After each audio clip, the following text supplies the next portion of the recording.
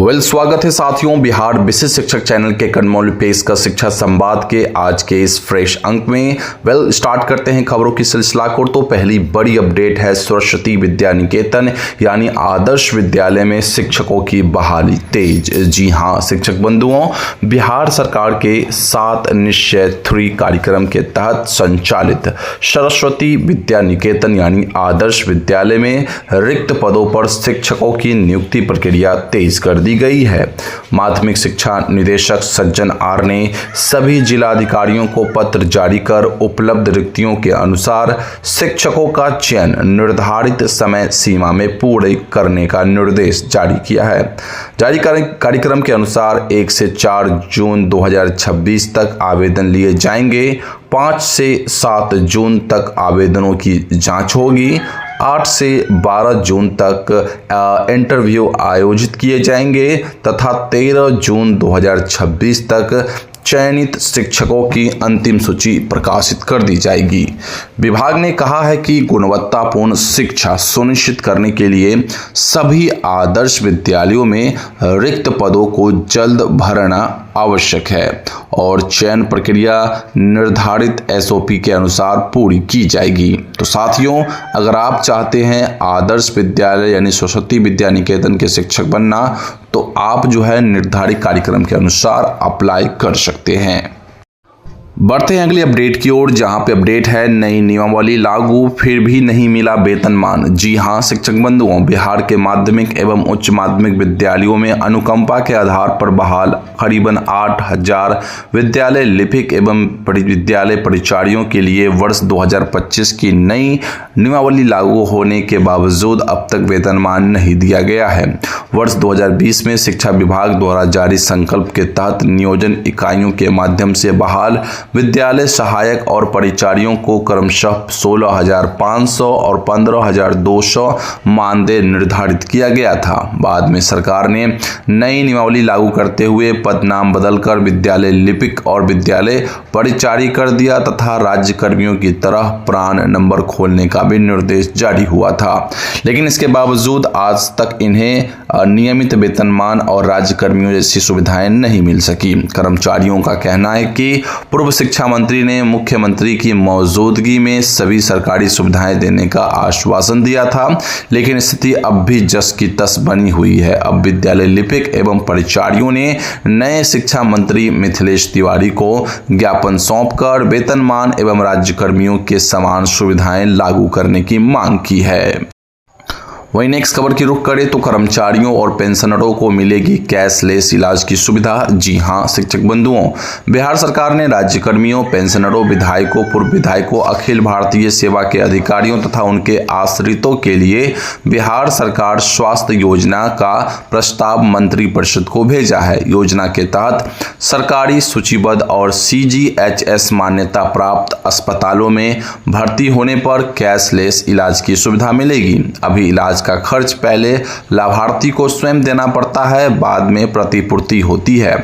प्रस्ताव के अनुसार योजना में शामिल कर्मचारियों और पेंशनरों के 1,000 रुपये मासिक चिकित्सा भत्ते में से 90% कटौती होगी, जबकि 10% राशि मिलती रहेगी। सेवानिवृत्त कर्मियों को सदस्य बनने के लिए 1 माह की पेंशन के बराबर राशि जमा करनी होगी। योजना के संचालन के लिए सरकार 100 करोड़ की प्रारंभिक निधि देगी तथा कैशलेस कार्ड भी जारी किए जाएंगे। स्वास्थ्य एवं वित्त विभाग की सहमति के बाद अब अंतिम फैसला मंत्रिपरिषद को लेना है। साथियों, अब आपके जो 1,000 रुपए की जो मेडिकल अलाउंस आपको मिलती थी, उसमें से सिर्फ आपको 100 रुपये मिलेंगे, बाकी 900 रुपये जमा कर लिए जाएंगे और जिसके बदले आपको कैशलेस इलाज मिलेगा।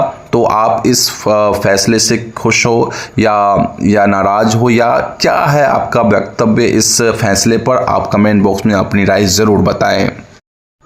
फिलहाल हम बढ़ते हैं अगली अपडेट की ओर, जहां पे निजी स्कूलों की स्वीकृति पर 90 दिनों में फैसला जरूरी। जी हां शिक्षक बंधुओं, बिहार में निजी विद्यालयों की स्वीकृति यानी मान्यता देने की प्रक्रिया में हो रही देरी पर शिक्षा विभाग ने सख्ती दिखाई है।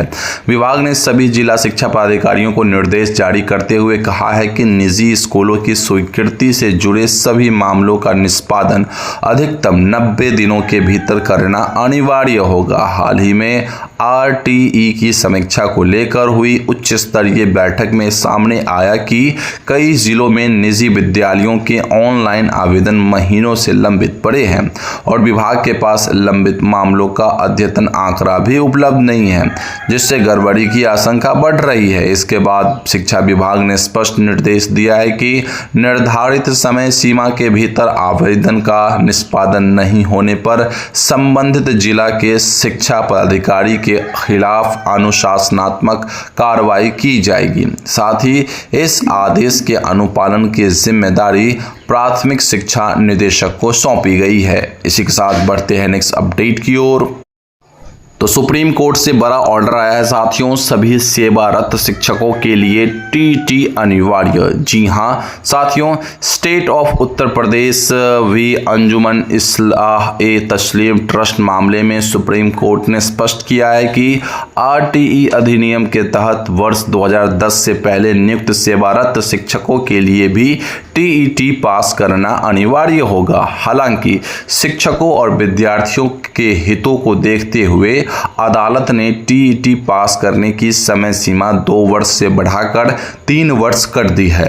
अब संबंधित शिक्षकों को 31 अगस्त 2028 तक हर हाल में टीटी उत्तीर्ण करना होगा। साथ ही राज्य को निर्देश दिया गया है कि शिक्षकों की सुविधा के लिए समय समय पर अधिमानतः वर्ष में 2 बार टीटी परीक्षा आयोजित करें। सुप्रीम कोर्ट ने यह भी स्पष्ट कर दिया है कि भविष्य में इस समय सीमा को बढ़ाने की मांग पर विचार नहीं किया जाएगा।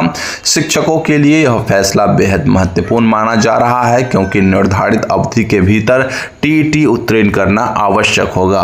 अब मैं आपको बता दूं साथियों, कंफ्यूजन जहां पे बिहार के शिक्षकों के रिगार्डिंग है, तो मैं आपको बताना चाहूँगा कि बिहार में जितने भी नियोजित शिक्षक है साथियों, उन सभी ने ऑलरेडी टीटी के समकक्ष जो कि है दक्षता परीक्षा उत्तीर्ण कर रखी है, तो उन्हें टीटी परीक्षा देने की ज़रूरत नहीं है। और उसके बाद जो शिक्षक टीटी के आधार पर ज्वाइनिंग किए हैं, तो उन्हें तो टीटी की डिग्री पहले से ही है, तो इसमें कोई कन्फ्यूजन की बात नहीं है। अगर आपके पास टीटी की डिग्री है या फिर आपके पास दक्षता है, तो आप इस आदेश से बच सकते हैं। फिलहाल हम बढ़ते हैं नेक्स्ट अपडेट की ओर।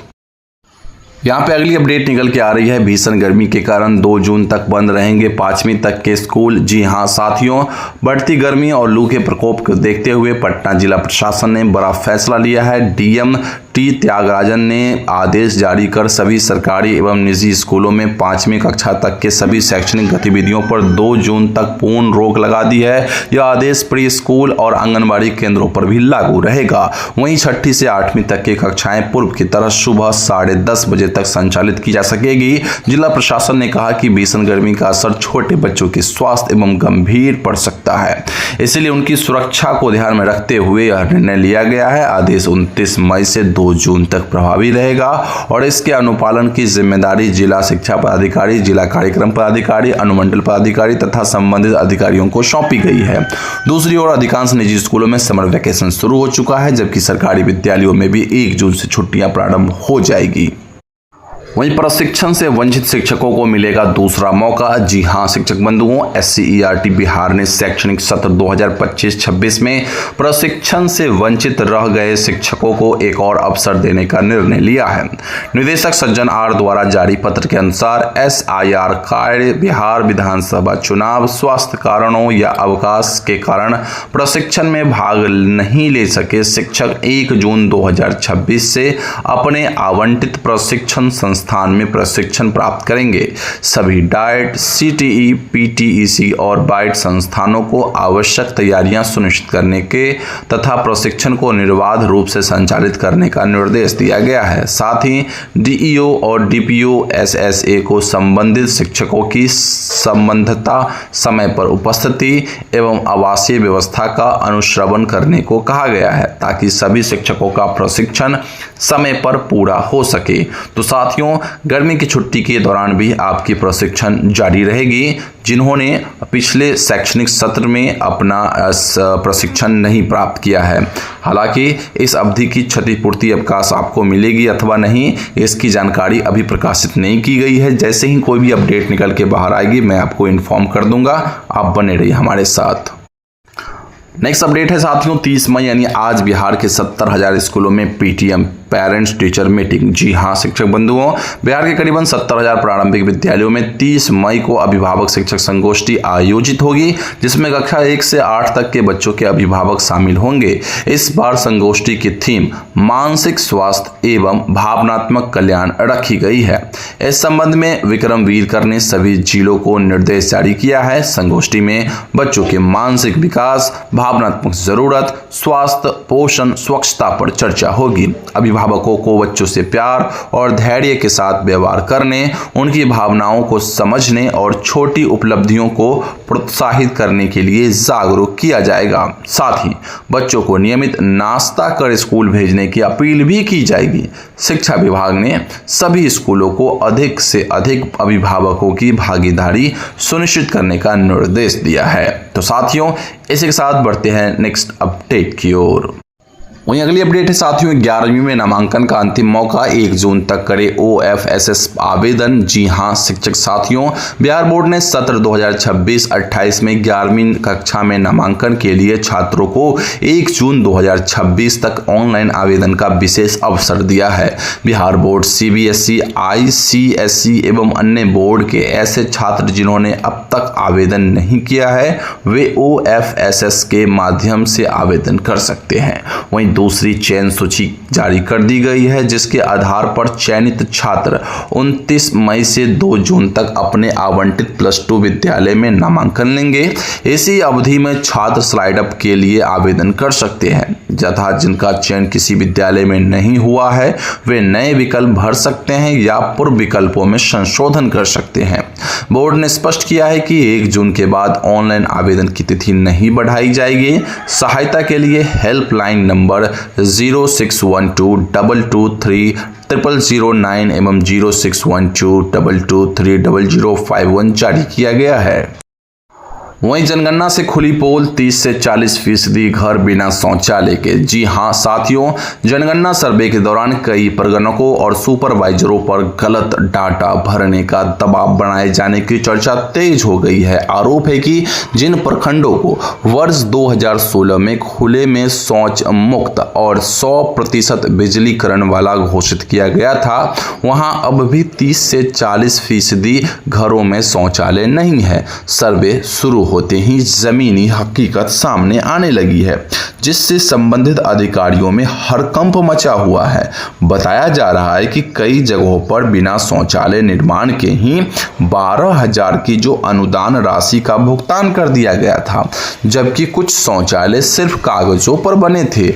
अब जनगणना के दौरान प्रगणकों द्वारा वास्तविक स्थिति दर्ज किए जाने पर अधिकारियों द्वारा हर घर को शौचालय युक्त दिखाने का दबाव बनाया जा रहा है। इससे प्रगणक और सुपरवाइजर असमंजस में है कि वे जमीनी सच्चाई दर्ज करें या अधिकारियों के निर्देश माने। जनगणना के जरिए अब ODF दावों और सरकारी रिकॉर्ड की सच्चाई सामने आने की संभावना बढ़ गई है। तो साथियों, दबाव बहुत ज्यादा है, खास के प्रगणक के ऊपर में। तो आप क्या सोचते हैं इस खबर के हवाले से? आप अपनी राय कमेंट बॉक्स में जरूर बताएं।